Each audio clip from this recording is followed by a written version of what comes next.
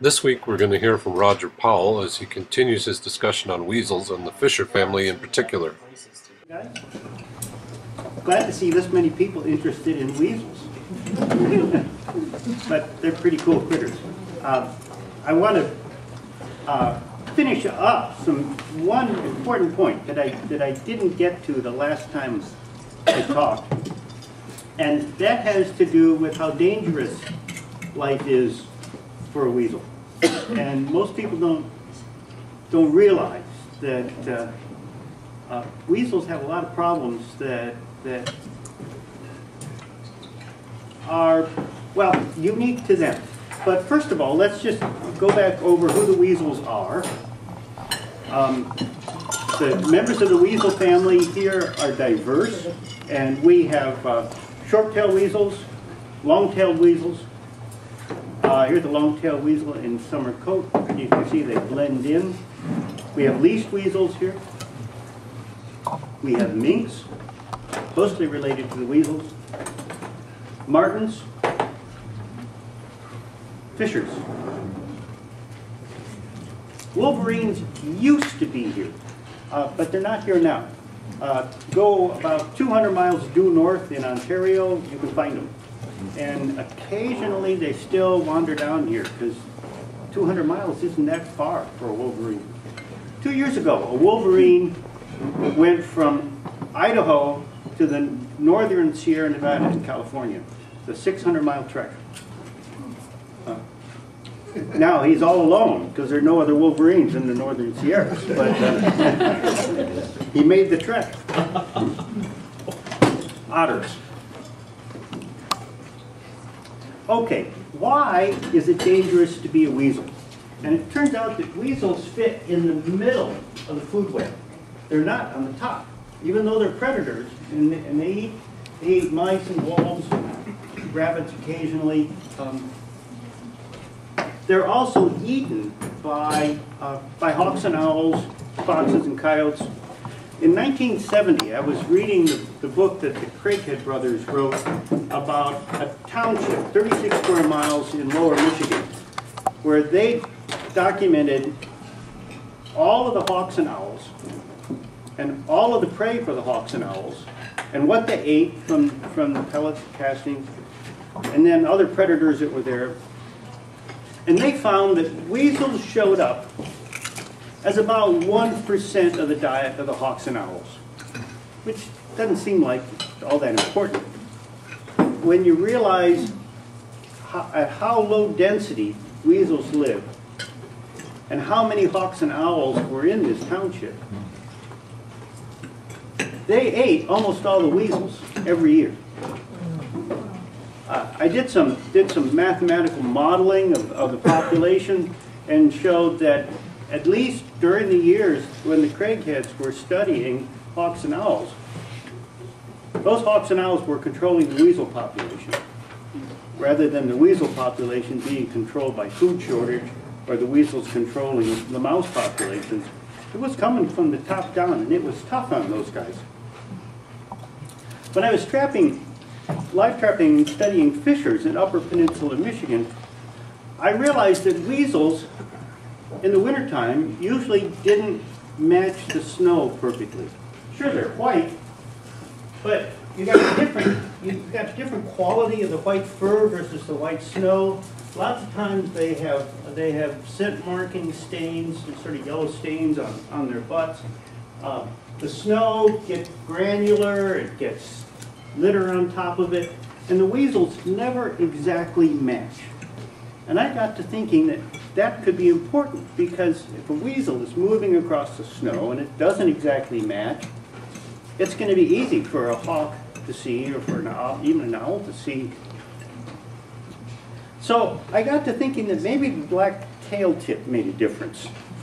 And so I decided a couple of years later, when I had an opportunity to test this, that maybe it would be a fun thing to test, because weasels, of course, don't have black spots in the middle of their backs. They have them on the tips of their tails, except this is a fake weasel. That's the size of a leashed weasel, and leashed weasels don't have black on the tips of their tails. my hypothesis was that a black spot on the tip of a tail will catch a hawk's attention and draw its attention to that black spot so that it doesn't see the contrasting whites or doesn't pay attention to them. And that way, the weasel has a second chance to get away from a hawk that might attack it, or it might just cause a hawk not to go after it because all it sees is the black spot. So here you got these fake weasels, and I had access to the top of the lion house at the Brookfield Zoo. Here you can see what it looks like. And I painted a big section of it white, and I had 3 hawks available to me, and a falconer who was willing to help train them. And the hawks could fly between 2 perches. They were hooked with their jesses to a wire, and Ron Snyder and I would run these fake weasels across their line of sight. So here's the setup, okay? And here's Lisa. She's all ready to go. And here she's taking off.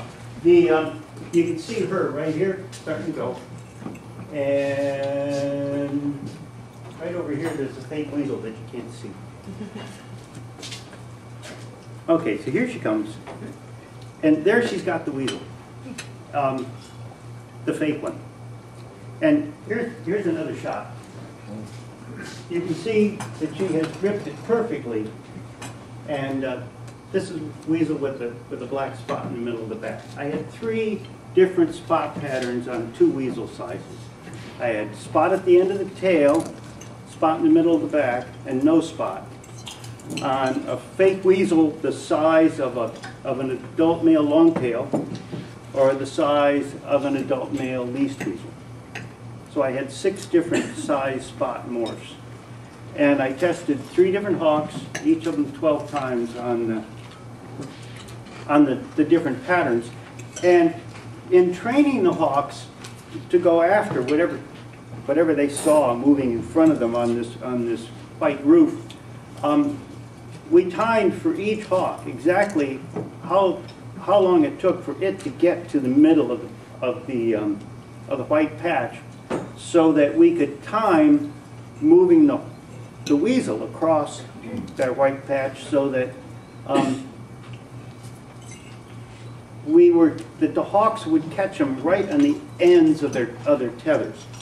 So here's Lisa grabbing this weasel, and her tether goes off that way to the line. She was right on the edge, and if she hesitated just a little bit, she would have she'd have missed it. Now, one thing I noticed as the hawks were coming in is that when they came in after a white one, they would often hesitate just a little bit. Excuse me, if they keep. Let me start again. If they were coming after one with a black spot on the tip of its tail, they would often hesitate just a little bit, and sometimes they check their flight and almost stop in midair, just like, whoa, as though they were surprised. And whenever they did that, then they missed catching the fake weasel. And when the spot was right in the middle of the back, they always came down, bam, right on it. So they were really good at catching these things. And here's Lisa manling over the fake weasel she just got, and she's looking over at Ron, who's coming up to her. And here he is. He's trying to buy her off with a mouse. See the mouse in his hand? So what he's going to do is he's traded the weasel for the mouse. Lisa accepted the mouse, and its tail is coming out of her mouth.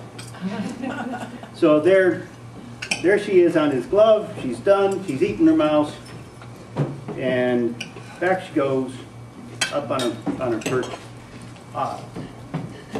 So here's the results. This is how many misses out of 36.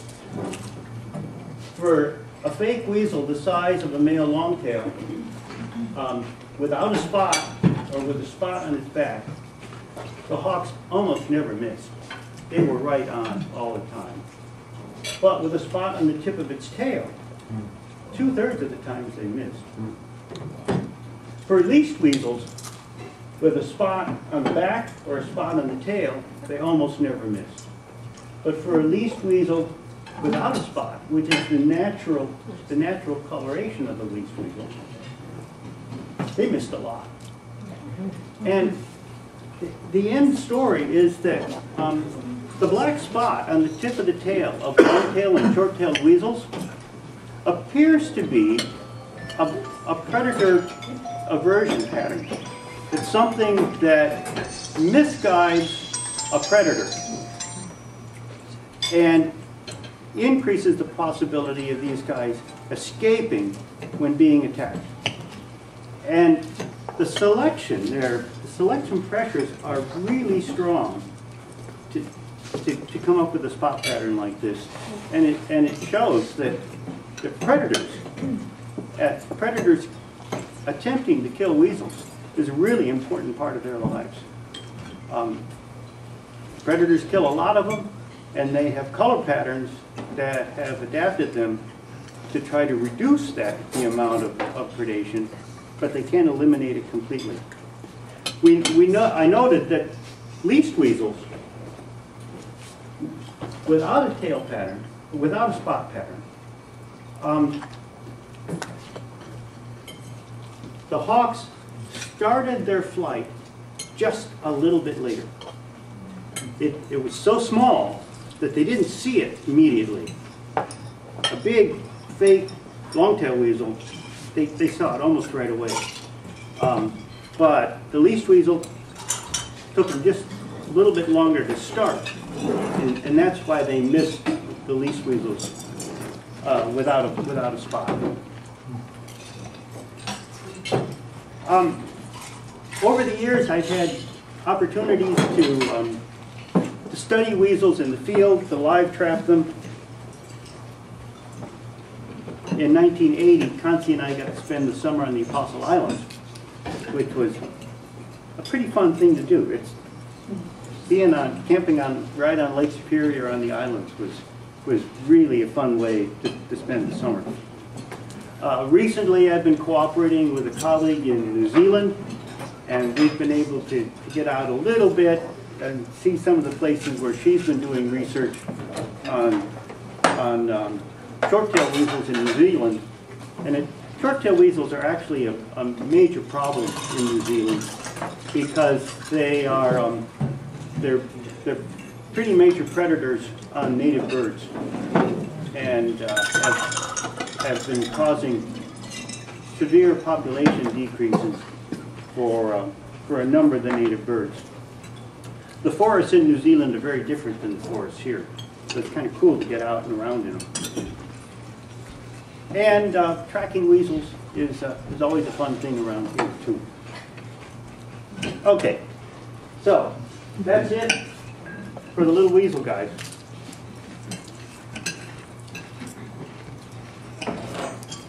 And next, you do have to know your weasels. So next, I want to talk about fishers. And I've got lots of slides on fishers and can tell you a good bit about their natural history. And for the other members of the weasel family, martens, wolverines, otters, critters like that, when I'm done with fishers, I'll answer whatever questions you've got. I just don't really have a whole lot of slides on them. Well, this shows you how what the phylogeny and the evolutionary relatedness is amongst the weasel family, and you can see that of the ones we have here, fishers are most closely related to wolverines, and